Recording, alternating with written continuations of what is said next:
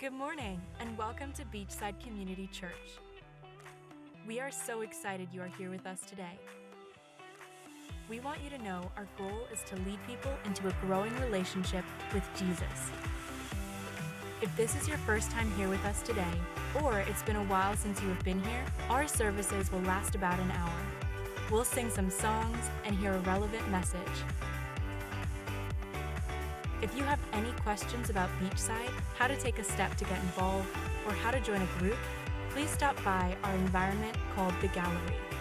And if you're watching online this morning, simply reach out in the chat and someone will be there to help. We know life can be messy, and we want to help. We have environments tailored to every age to help make faith practical.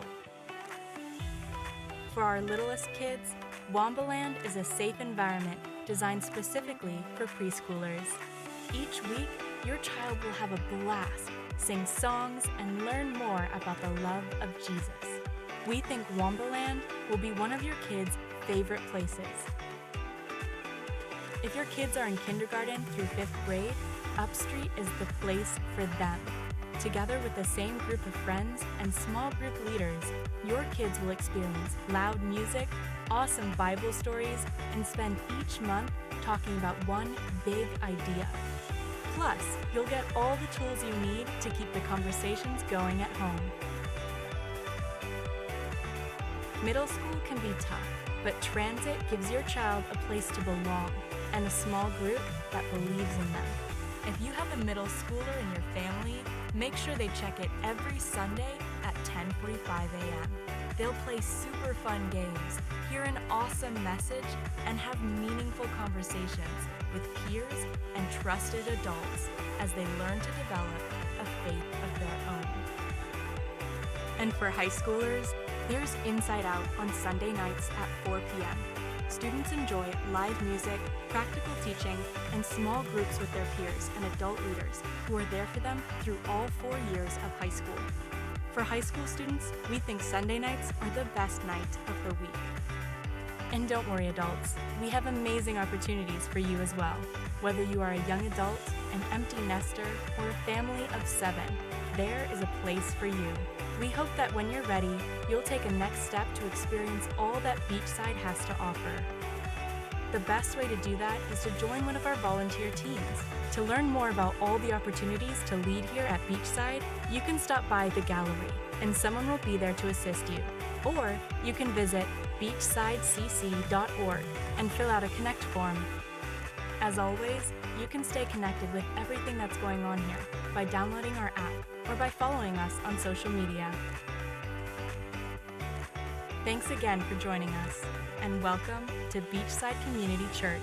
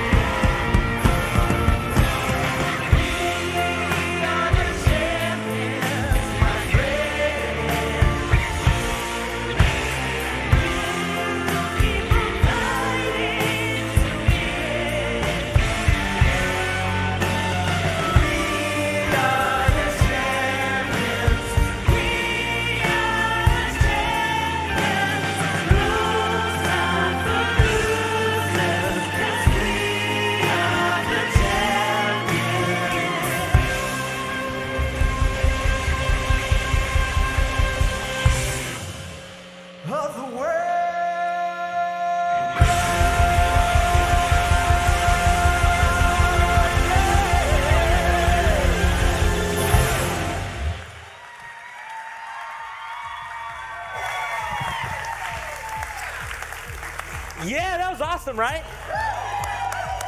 Yeah. How many of you guys are like, oh, those songs were like awesome throwbacks? How many of you guys are like, that was me, that was my listen to in high school kind of thing? Yeah, you're a throwback, that's cool. I don't know how you do like the most iconic rock songs without putting Freebird in there, but we'll talk about that tomorrow in our meeting afterwards, but it's fine, yeah. Hey, that's awesome. Well, hey, welcome to Beachside. My name is Jonathan, and we're really excited that you're here hanging out with us this morning. If this is your first time here at Beachside, you're probably like, what kind of church is this? I know. I say it like once a week. So, but hey, we are really excited that you're here hanging out with us today. If you have any questions about our church or want to figure out how you can get connected somewhere, you can stop by the gallery after the service today. That is a place where people will talk to you, they'll be nice to you, and they'll give you coffee. So you can stop by there and get some coffee, and they can figure out how to help you get connected or answer any questions that you have about our church. Before we get too far into it, though, I do want to tell you, if you've been kind of attending here for a while, or if you're new here and you're figuring out how you can get connected, we are actually entering into a season that's all about groups. And so we believe that groups are really important to our faith and to our life and to friendships and all those kind of things. And we truly believe that life change happens in the context of circles and not necessarily rows, that when we sit down and like actually talk about our faith and we ask questions about things and we process what it looks like to live in the world as followers of Jesus, that's really awesome. And so we're entering into a season of groups. And so if you're considering or you'd like to find out more about how to join a group, you can visit our website at beachsidecc.org/group launch. Group launch, no S, not groups launch, group launch. Everybody say it with me. Group launch. Oh, we can do better than that. Group launch, thank you. Or you can just scan the QR code. You can do that too. So that'll be awesome, and you can click a link there and tell us that you're coming. But we're going to be doing group launch right here next Sunday night. We're going to do it for 2 Sunday nights. We're going to start next week. We're going to get together and circle up and talk, and then you guys can figure out what group life looks like after we meet together here on a couple Sunday nights starting next week. So, but anyway, we'd love for you guys to come and to hang out with us as we do that. We're going to be here for about an hour today. Then we're going to sing. We're going to kick off a new series with our teaching pastor, Andy Stanley, called Icon. And we're going to sing a couple more songs before we get there. So why don't you guys stand up? We're going to get ready to sing. And so here's what's awesome about when we sing on Sunday mornings is I truly think that when we stand together and we sing, it's an awesome reminder for us about what God has done for us, that we truly believe here at Beachside that the songs we sing affect the lives that we lead. And so sometimes it's important for us to just say these things out loud, to be reminded of how God has been faithful and how God has been good to us. And so if you're like a quiet singer, normally because you're nervous or you're afraid that somebody like next to you might hear you and judge you, they're also probably a quiet, not good singer too. So you guys can sing not good together. That'll be awesome. But lean in this morning and sing some songs with us, and I will see you guys in just a few minutes.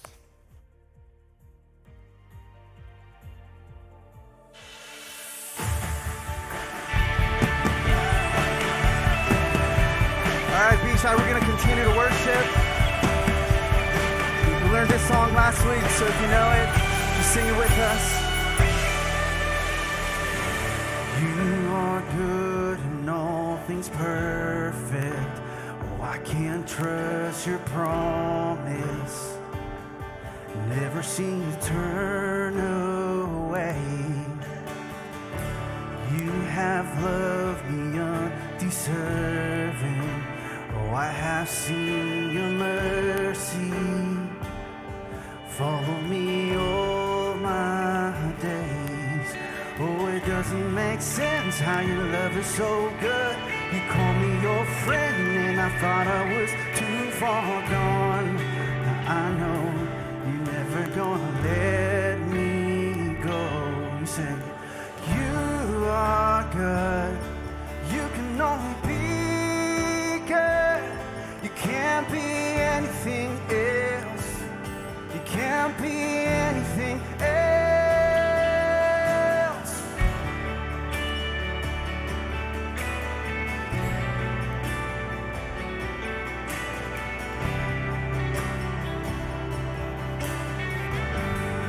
Come on, we sing hindsight. Hindsight's always 20/20. Oh, I can't look behind me and see how far I've gone. You saved me from the brink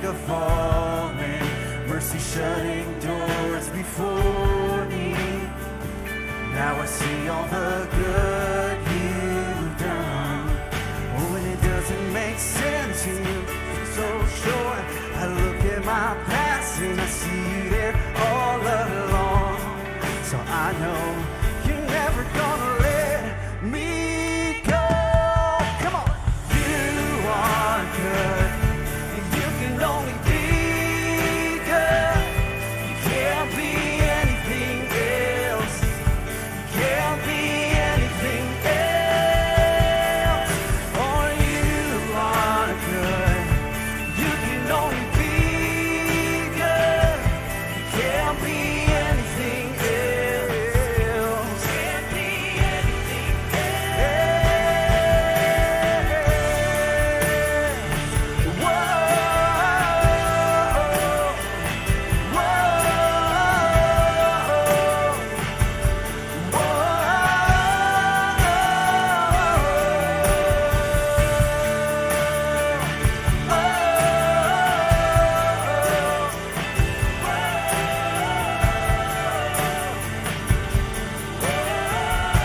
come on, we sing you're good today and tomorrow.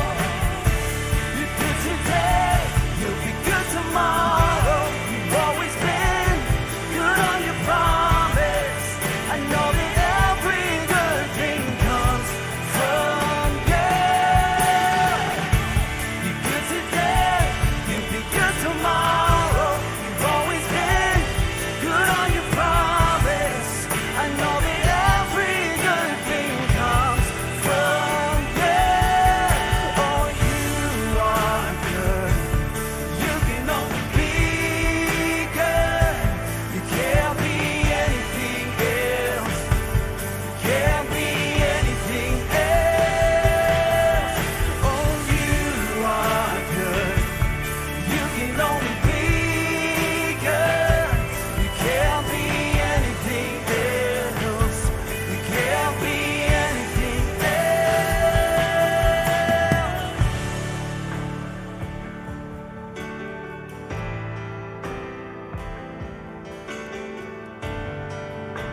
Come on, if he's been good to you, you can sing this chorus with all confidence. Come on, tell him, oh, you are good. You can only be good. You can't be anything else. You can't be anything else. Oh, you are good. Come on, you sing. You can't be anything else. Can't be anything else. When we sing this melody, we sing.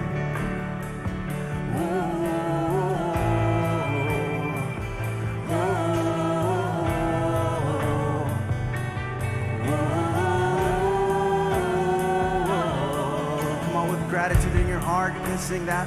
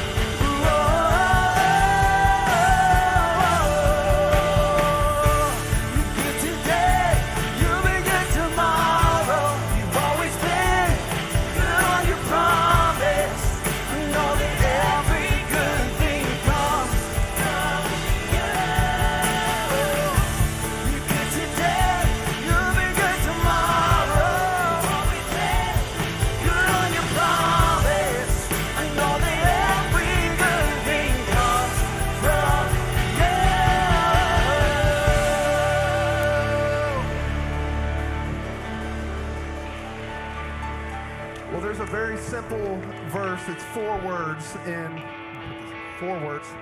the Old Testament. It's God speaking. He says, I do not change. He's good today. He's good tomorrow. He always has been, and we can count on that. Let's sing this together.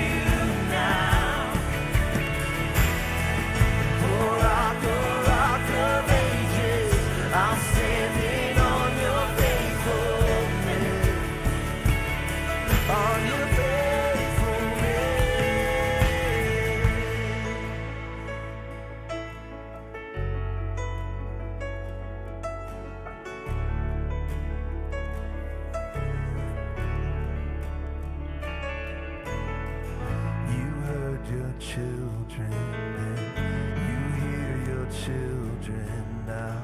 You are the same God. You are the same God. You answered prayers back then, and you will answer now. You are the same God. You are the same God. You were providing then. You are providing now. You are the same God. You are the same God. Come on. You moved in power then. God moved in power now. You are the same God. You are the same God. You were a healer then. You are a healer now. You are the same God. You are the same God. You were a savior then. You are a savior now. You are the same God. You are the same God. Oh God, my God, I need you. Oh God, my God, I need you now. How I need you now. Oh rock of ages, I'm standing on your faithfulness. Oh, on your faithfulness. Oh God, my God, I need you. Oh God, my God, I need you now. How I need you now. Oh rock of ages, I'm standing on your faithfulness. On your faithfulness.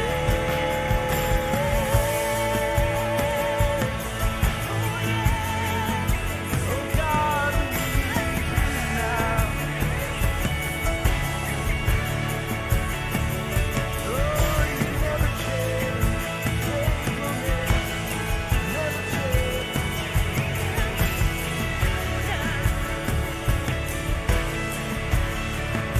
Come on, let's sing this together. Oh God, my God, I need you. Oh God, my God, I need you now. How I need you now. Oh rock of ages, I'm standing on your faithfulness. On your faithfulness.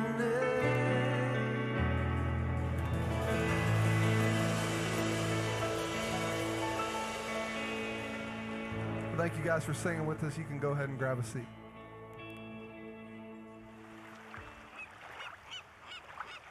You're here, I know, because you look back and you're like, somebody gave some time, somebody gave some energy, somebody gave a week, and I know Jesus because of that. You're those people this week.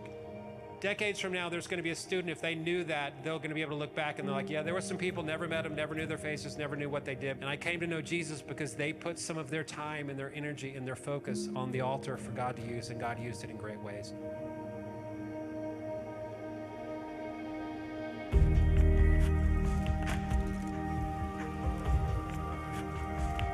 Students in the room, hear me. For some of you, you think you're at Daytona by mistake, but can I just tell you, you're not here by mistake at all. The reason you're in the room is because God loves you. The reason your friend invited you is because God's been doing something in their heart so that you would get here to tell you that he loves you.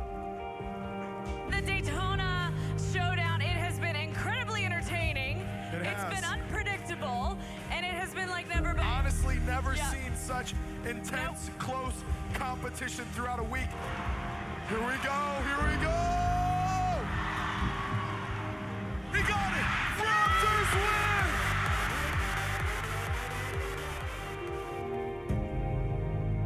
win! This experience that we had here cannot and will not and should not stay here. God did not just bring us down here for a fun weekend. He brought us down here to send us out. Say, go and take this good news to the people who I have called you to be a chosen instrument to. It means that it's time to go. It's time to go, Inside Out Daytona. It's time to go. It's time to go. So as you can tell, we've had a fantastic time at Daytona. There are going to be so many stories that will be told. Some of those stories are going to be told in your home. But as grateful as I am for those of you who've been generous to our local churches that allow us to do an event like this, there is a group of people that would love to express their gratitude as well.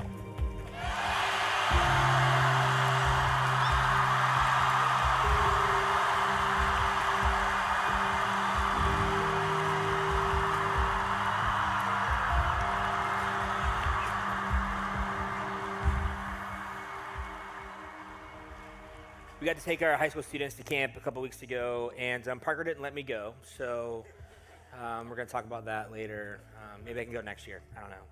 But what's awesome about summer camp, especially in student ministry, is every time that we film a baptism of a student who's chosen to follow Jesus, without fail, that student mentions summer camp. That something happened at camp, that there was a leader, that there was a talk, that there was a moment where it just felt like they needed to give their entire life to following Jesus. And that was true again a couple weeks ago when we took our kids to camp. And I just want you guys to know, Andy said it in the video, but if you have been generous here at Beachside, I just want to tell you exactly what we were able to do. We were able to subsidize camp so that more kids could go. I think we gave every kid that went to camp at least $200, probably more, so that they could go to camp with us. So thank you for being generous in that way. And not only were we able to do that, we were also able to set up scholarship funds so that more kids could go because of your generosity here at Beachside. So thank you so much. And here's what's awesome is there are plenty of you in the room today that you've chosen to invest here at Beachside. When we talk about investing, we often talk about like money, making money, and I know that sounds weird and talk about that here at church, but when you invest here at Beachside, what happens is that your money helps us make disciples that follow Jesus for the rest of their life. And that's a return on an investment that's worth more than anything that we could even dream about or ask about, or that we are so thankful and humbled that we get to do that. And I just want to let you guys know that we had 8 students who chose to follow Jesus for the first time for the rest of their life.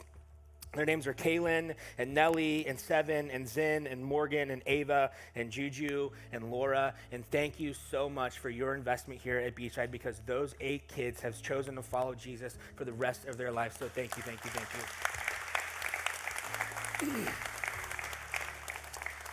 We're going to get to baptize those students in the coming weeks, and we're going to invite all of you to come hang out with us when we do that. It's going to be a really, really special night, and so thank you again. I truly am humbled that we get to be a part of a church like this one, with people like you all that give so much of your time and your energy. You serve and you give, and you let us play crazy rock songs, and I'm just really proud of our church, and so thank you. Like we said earlier today, we're going to be starting a new series today called Icon with our teaching pastor, Andy Stanley. If you're not familiar with our church, we are part of a large network of churches, and so when I'm not speaking, Andy will be speaking to us live, coming to us live from Atlanta today. So I'm excited for you guys to get to hear this series. Before we jump in, I'm going to say a quick prayer for us today. God, we thank you for today, and we just thank you for this amazing opportunity that we have today to get to be in your presence. God, to get to be with you, and for you to get to be with us. It's just this powerful and wonderful and moving thing. And God, we're so thankful for all the students who've chosen to follow you through the student ministry here at Beachside. And for those students who chose to follow you at camp just a few weeks ago. God, and we're thankful for all the generous people here at Beachside who has allowed us literally to make that possible. God, what an amazing, amazing opportunity that we have to get to create environments where literally families can be changed forever. And so, God, we are humbled that we get to do it, and we're thankful that we get to do it. And God, we love to get to partner with you in this mission of the local church and our community. And so, God, we are thankful and humble. God, we pray today for the message that maybe 8 students choosing to follow Jesus would be a challenge to some of us in the room this morning.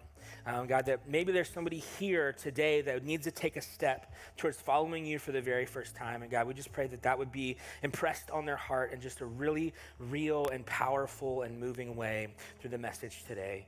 And God, we love you and we need you for it. And it's in the strong name of Jesus that we pray. Amen.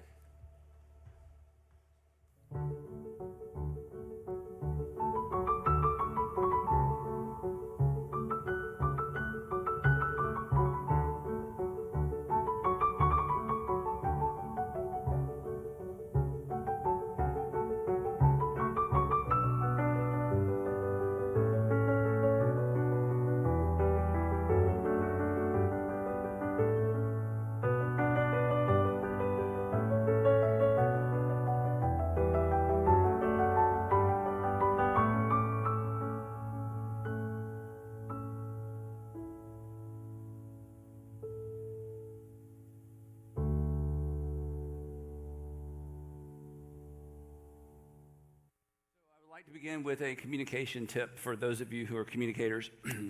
If you speak from your weakness, you will never run out of material.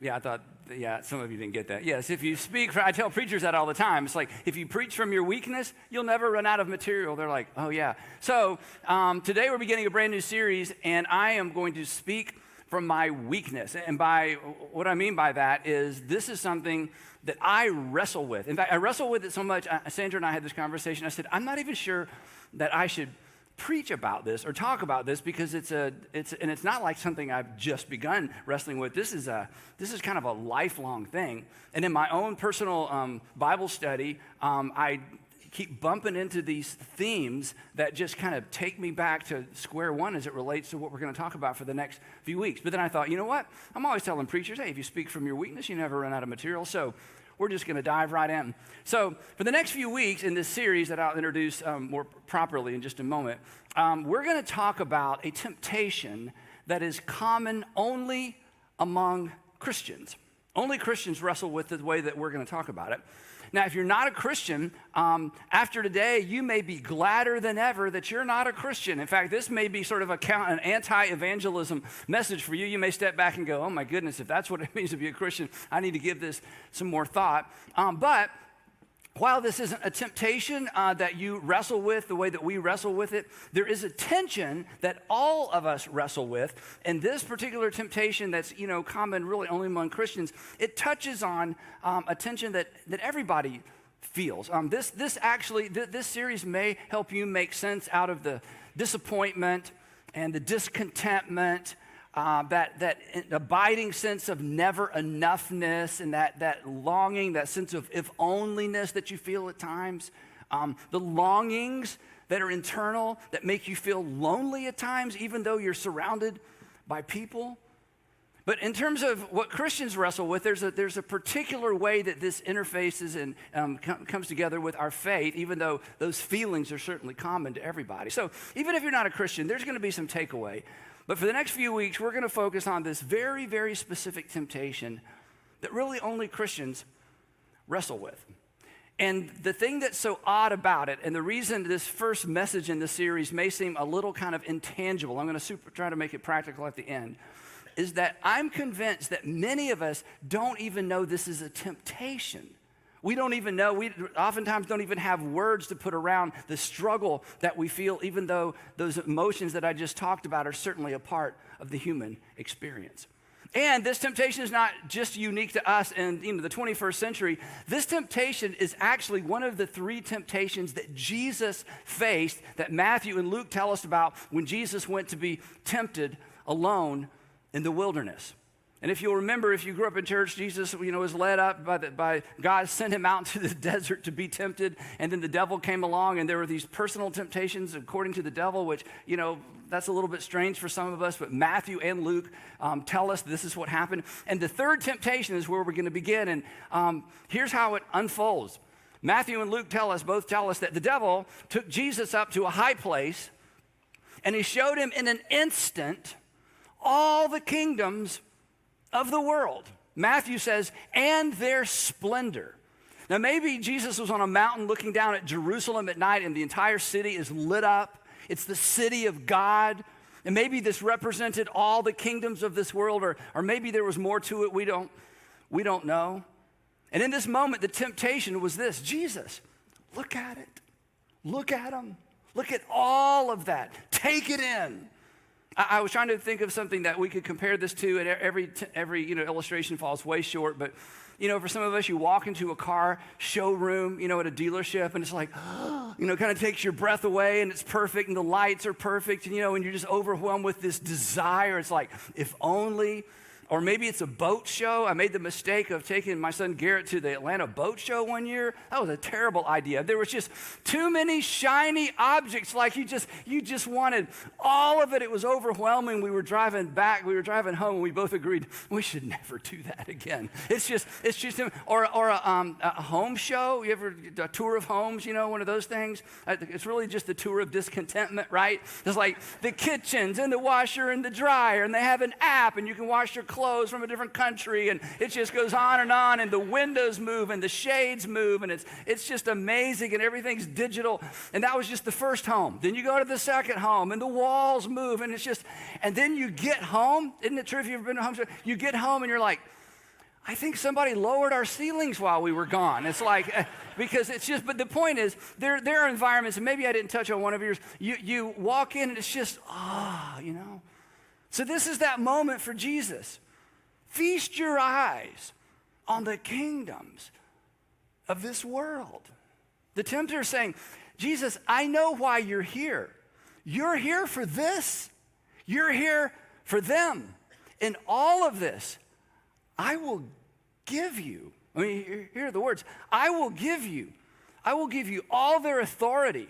In other words, you could be the King of Kings, and their splendor, all the shiny parts, all the glorious parts, all the parts that just reek of wealth and opulence.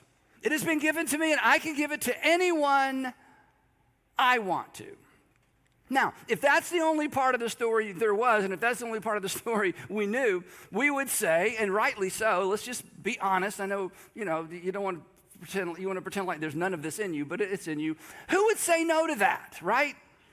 I mean, who doesn't want to be the king? Who doesn't want to be queen?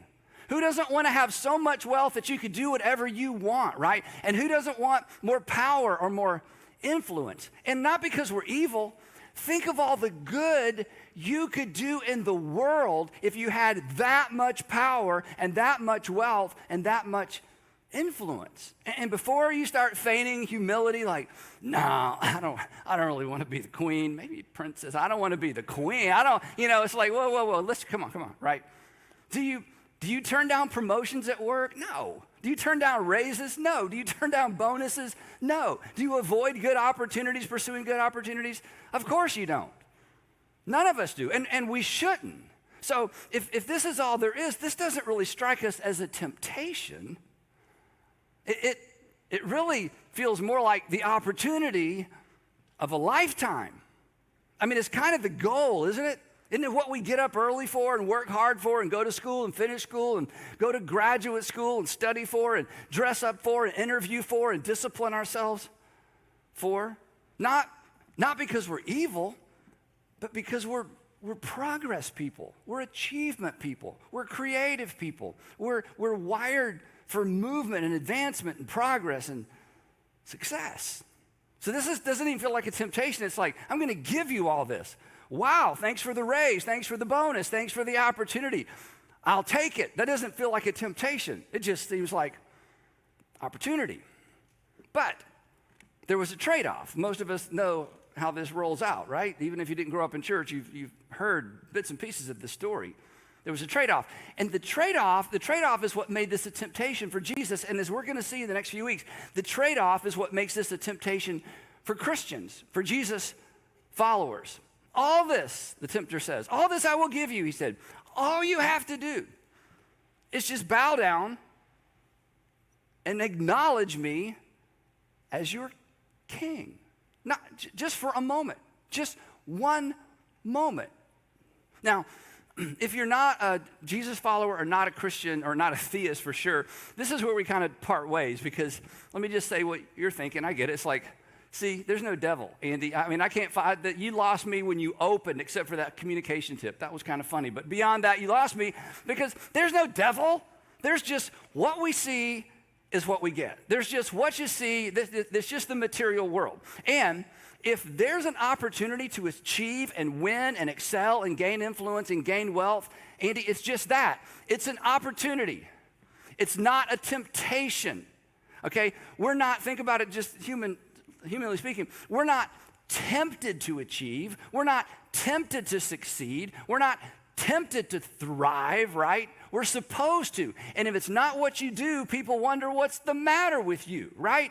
Get off the couch, take off the headset, do something with your life. Go back and finish school, discipline yourself, get a job, move forward, get married. I mean, that's just what you're supposed to do. If you're not doing that, then you have a problem. So no, we're not tempted to succeed. We're tempted to be lazy. We're not tempted to achieve. We're tempted not to explore and exploit our strengths and our potential. So this doesn't feel like a temptation. It just feels like a missed opportunity. Now back to the story of Jesus, you know what happens next. He says, no thank you. Actually, he said this. Jesus said to him, away from me. I don't want what you're offering. I don't want what you're offering. You're offering the opportunity to rule like every other ruler. You're offering me the opportunity to be a king like every other king. You're offering me kingdoms like every other kingdom. That's not why I came. That's not why I'm here. This is so important. You can't give me what I came for, because what I came for is something the world has never seen before. So away from me. And then he says this, for it is written, worship the Lord your God and serve him only. I'm not here to acquire, to improve, or to recreate more of what already exists. Not my kind of kingdoms. Not my kind of kingdom where might makes right. The people with the gold make the rules. Image management, win, lose, top down, all for one, and I'm number one. That's not what I've come for. I've not come for more of that, which is honestly, again, it's confusing for many of us. Whether you're a Christian or not, it's confusing because, well, what's the alternative? If it's not achieve, and if it's not more of, and it's not gain, and it's not increase your circle of influence, what's the alternative? And this is why the temptation is so subtle. What's the alternative? Don't compete, don't care, don't compete, don't accomplish, get degrees, just get by, just roll over and allow the world to roll over you. And if all we see is all there is, if what we see in this world is all there is to this world, it's a win-lose world. It is a win-lose world. And there's no perceived value in losing. In other words, if the value system that you're confronted with every day at work, if the value system you're confronted every day with at school, if the value system that we're confronted with every single day, everywhere we go, with everybody we meet is our only option, then we're only left with one good option, right? Strive to thrive and strive to survive. And I relate to this because I'm a striver. I want to be successful. I want to expand my influence, in a proper way. And I don't mean illegally or in some unethical way. It's just in me. Many of you are strivers as well. In fact, the reason some of you are strivers because you're just wired to be strivers, just more and more, and not more for yourself, but just moving forward, progress, accomplishment. You're wired that way. Some of you weren't so much wired that way, but your daddy wasn't enough that way, and you decided, you know what? My family is not going to repeat that history. I'm going to do better for my family than maybe your father, your mother, your parents did for you. So it's in all of us. But according to Jesus, and this is why we're going to talk about it for 4 weeks, according to Jesus, there is another way. It's not either or. It's not take your foot off the gas and coast and hope you end up somewhere safe, or keep your foot on the accelerator and drive yourself crazy and the people around you crazy. And it's not trying to find balance between those two. There is a completely other way of living, and Jesus modeled it. And it's a way that I am tempted to ignore and abandon every single day. Because not only does this new way, the way of Jesus, flow against the culture that I'm in, like the culture you're in, but it actually flows against the culture and I guess you could say, the culture and the direction of my me first, I got here first heart. It flows against my all about me nature. And yet I know, because I've seen it, I've experienced it. That's why it's so crazy that I would give into the temptation to abandon it. The way of Jesus is better. It is better for you, and it is better for the yous around you. It's why we say and believe with all our heart that following Jesus really will make your life better, and following Jesus will make you better at life. A better husband, a better wife, a better mother, a better friend, a better employee, a better employer. It really is better. But every single day of my life, and if you're a Jesus follower, every single day of your life, you are being tempted, and you will be tempted to abandon this way. And just to, if you get nervous about this, the way of Jesus will not make you less productive. That's the fear. This isn't just coast. It's not going to make you less productive. It's going to make you better productive. It's not going to make you less ambitious. It's going to make you appropriately ambitious, because God put his ambition in you, and God put his sense of progress in you. God is the ultimate creator, and you are made in his image. So of course it is in you to create and to take things from chaos to order, and from disorganization to organization. It's why we thrive in certain kinds of environments, and then we come into some environments and we change the environment so we can thrive and other people can thrive. All of that is an expression of the image of God. But when we take all of that and get it confused with the win and the lose orientation of our culture, we begin to give in to the temptation that Jesus faced in his third temptation, that is in conflict with the way of Jesus. It won't make you less successful. It will redefine success for you. So what we're going to do in this series is we're going to unpack it. And then we're going to learn to identify when we're being tempted to walk away from it. Now, to kind of get us started in terms of text, Jesus' response to this third temptation is actually very instructive in terms of where we're going to go. So here again is what Jesus said in response to the temptation. Worship the Lord your God and serve him only. Jesus was actually quoting something from the Old Testament book of Deuteronomy.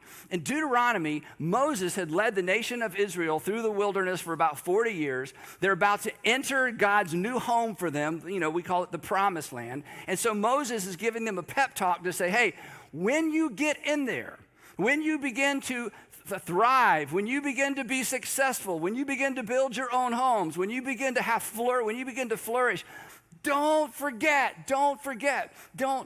Here's the full text. Here's what he says in Deuteronomy chapter 6. Be careful that you don't forget the Lord, your God, who is the one who brought you up out of Egypt. You did not do this on your own. Don't forget the Lord your God who brought you up out of Egypt, out of the land of slavery. Fear the Lord your God. Here's the statement that Jesus quoted. Fear the Lord your God and serve him only. Don't forget whose you are and what God has done for you. In other words, let that center you with all of your ambition and all of your progress orientation and all of your expand my influence and all of your drive, whether it's strong or weak, whether it's corporate or home, wherever it is. Don't forget to allow that to be the center. Now, the other thing that makes this so interesting, if I can tell you, kind of dip back in Old Testament history real quick, is this is years after God had demonstrated his amazing power in Egypt to Pharaoh, where basically God out-Pharaohed Pharaoh. He humiliated all of his false and pagan gods. Then God destroyed his entire army.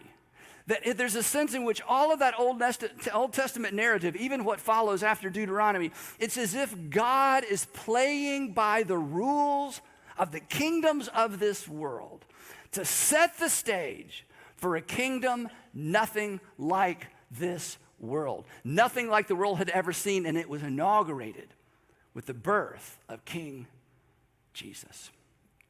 But in his final temptation, Jesus is tempted to abandon the new way, to embrace the old way, to go back to the ways of Pharaoh, to go back to the ways of win-lose, to go back to the ways of there are evil people and good people, and the evil people must be destroyed. In his final temptation, he's tempted and invited and expected, basically, to repeat history, to embrace that old way, the expected way, the win-lose way.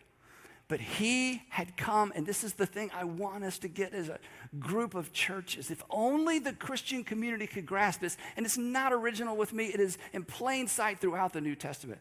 He came to establish a brand new way of living, an upside down way, the way the Apostle Paul refers to as the way of the cross.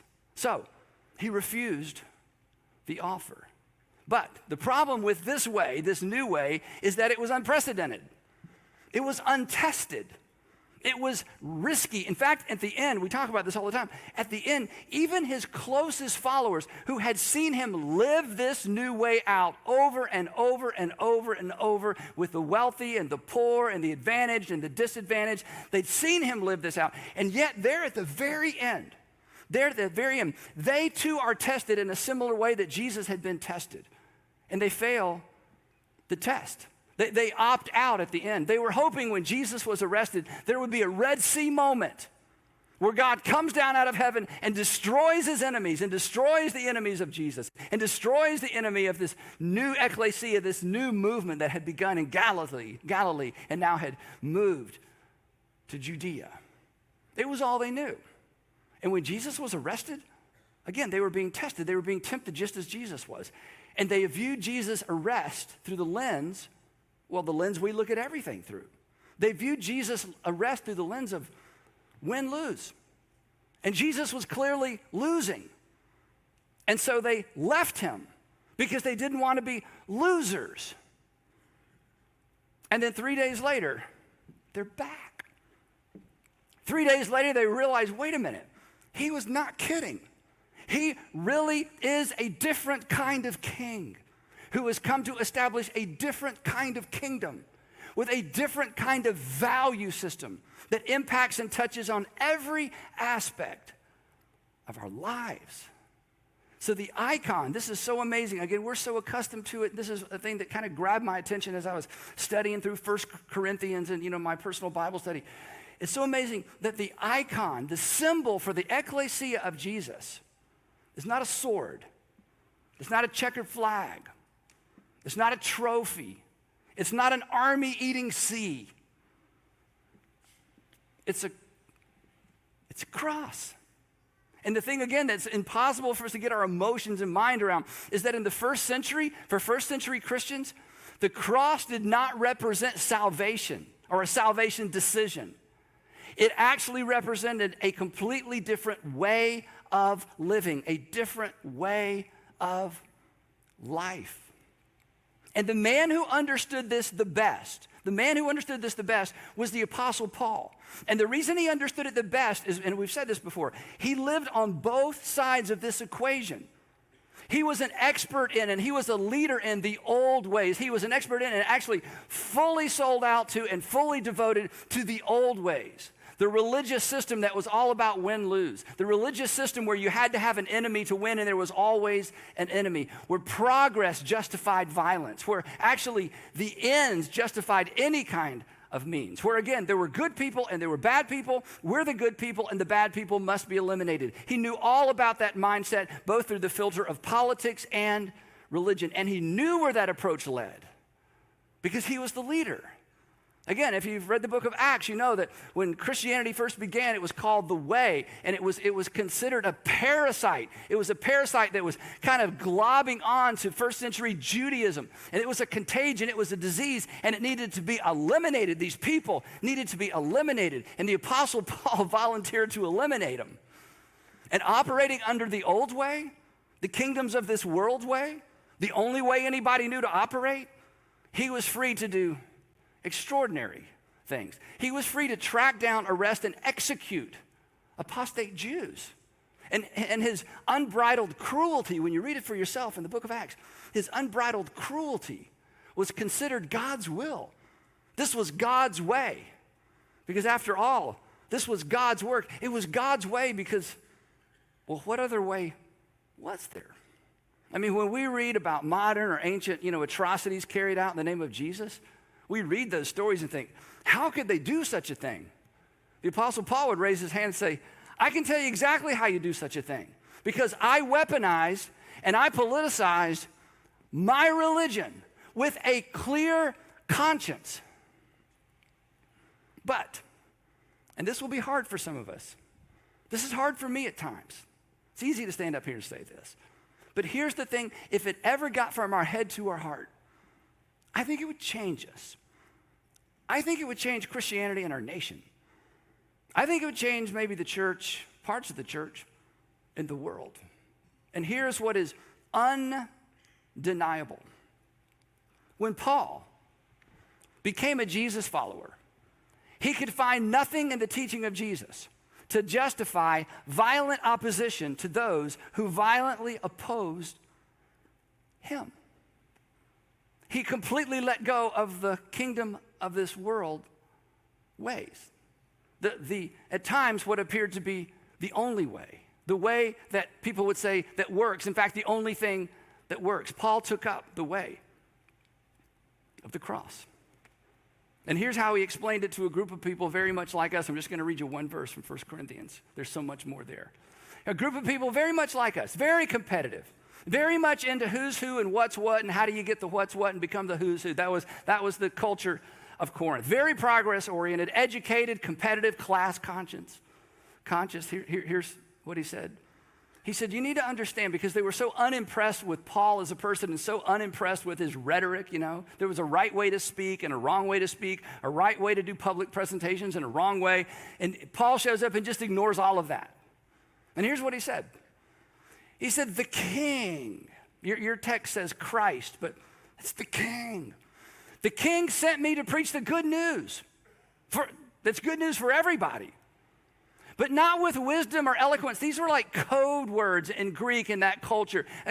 Wisdom and eloquence. There's a way to do this. There's a way not to do it. Paul said, look, I'm ignoring all the normal stuff. I'm ignoring the pattern of the day because this is too important for that. I don't want my presentation to get in the way of what I'm presenting. But I'm not talking with wisdom and eloquence. Again, these words to those Greek thinking, Roman thinking men and women just made no sense. Because if I do, I'm concerned that the cross of the king. Wait. Your king had a cross? Kings don't have crosses. Kings have swords. I know, it's so different. Wait, the cross of your king? Yeah, he says, I don't want you to miss the message. Lest the cross of Christ, my king, be emptied of its power. And here's what they thought. Wait a minute. Somebody who has a cross doesn't have any power.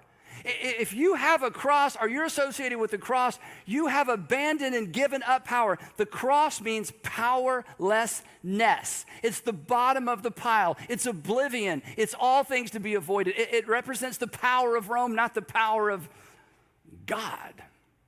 And for them, this glaring contradiction, and I hope somehow I can create the glaring contradiction, even speaking of this in our modern culture, this glaring contradiction, a king and a cross that has power that is available that you don't want to miss.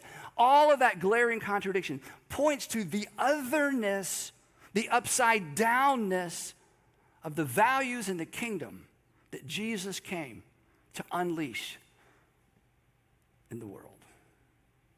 The way of Jesus, which is the way that we are tempted daily to avoid and abandon. It's so unnatural. You rarely see it. When you see it, you recognize it and you stop and you stare because it is so unusual, it is so rare, it's rarely modeled.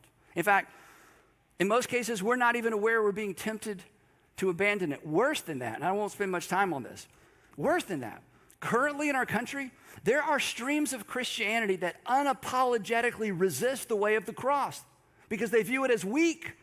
They view it as passive. It's the statement I hear over and over and read over and over, perhaps you do too, is, hey, I hear what you're saying, but it won't work.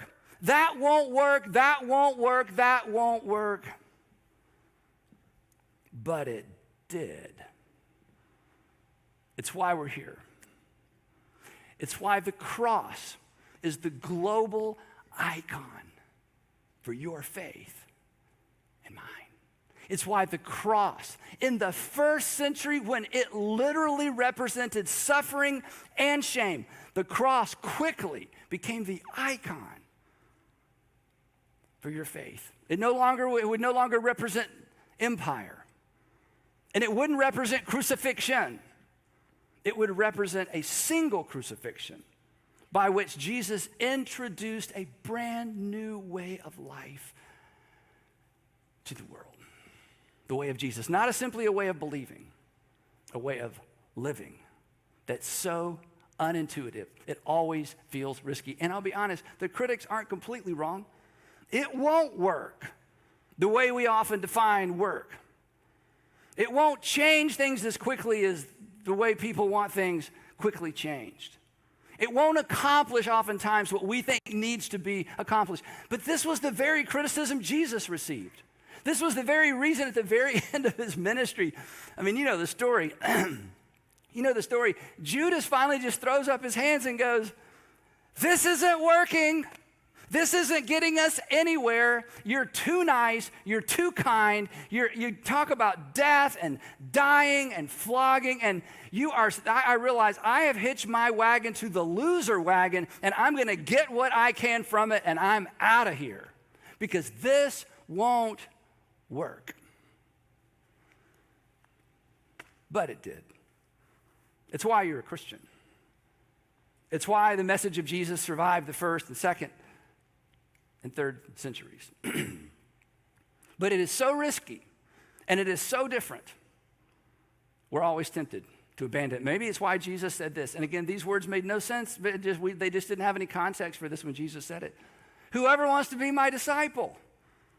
In other words, not just believe. You guys are following me around believing, I'm somebody special. But if you're going to follow me, anyone who wants to be my follower must deny themselves. That is, give up their independence and take up their cross daily. Follow me. When he said this, remember, when he said this, he hadn't died on the cross. When he said this had nothing to do with personal salvation from sin. This had everything to do with a different way of living. And when he said this, they're saying, wait a minute, the cross means oblivion. The cross means death. The cross is backwards. It's the wrong direction. In other words, wait, to follow you means we are moving in a completely different, wait. Now, Jesus, maybe you don't understand what a rabbi is. See, a rabbi takes the Torah and explains it better. A rabbi takes what has always been taught and contextualizes it for our modern world in the first century. And what you're suggesting is that we're going to abandon pretty much everything we know and move in a completely different direction, to which Jesus would say yes. Because the King has arrived. And you have the privilege, especially those first century believers, you have the privilege of being the first group to follow the King. So, as we wrap this first one up, it's kind of like, what are you even talking about? It sounds great, It sounds terrible, actually. I'm just confused. I want to give you an assignment this week, okay? This is just to get us started. And whether you're a Christian or not, in fact, even if you don't believe any of this, you should at least try this, okay? It's an opportunity to begin thinking in a different direction that may perhaps lead you to begin to live in a different direction. So I'm going to give you a question that I want you to take into your week, but hear me clearly. I do not want you to act on what comes to mind. It's too risky. It's too early. You get yourself in trouble. No, you're smart. You can figure this out. But I'm not asking you to do anything today. I just want you to consider something today. And I want to be super clear about this. When I give you this question, don't start thinking about U.S.-Russian, relations and China and the global economy. What about World War II? No, this is for you. And don't hear me asking you to do something that puts you in harm's way or to go back to something you should have never been a part of or something that's harmful or a relationship that's toxic. This isn't any of that. So don't go there. And I say all that to say, don't excuse the punch of this question by teasing it out to something that's so unreasonable that you get a pass. So this week, whenever there's conflict, at home or at school or at work, with a neighbor, major conflict, minor conflict, I just want you to ask yourself, don't act on it, okay? If you act on it, the results are on you, because I'm not asking you to do anything. I'm just asking you to consider something. In the midst of any conflict this week with whoever you find yourself, even small things, a little tension, I want you to ask yourself this question. What would choosing to lose look like in this situation? What would choosing to allow the other person to win look like in this situation? What would choosing to allow them to do it their way or have their way? What would choosing to allow them to take credit, even though it's not really all their credit? What would choosing to allow them to go first, even though I got here first, look like? What would choosing to defer look like in this situation? There is a big difference between losing and choosing to lose. Choosing to lose does not make you a loser, but choosing to lose may make you more like your Savior. And it's not weakness. You already know this, even as you imagine these situations. It's not weakness. It will require strength. It will require unnatural strength. It may require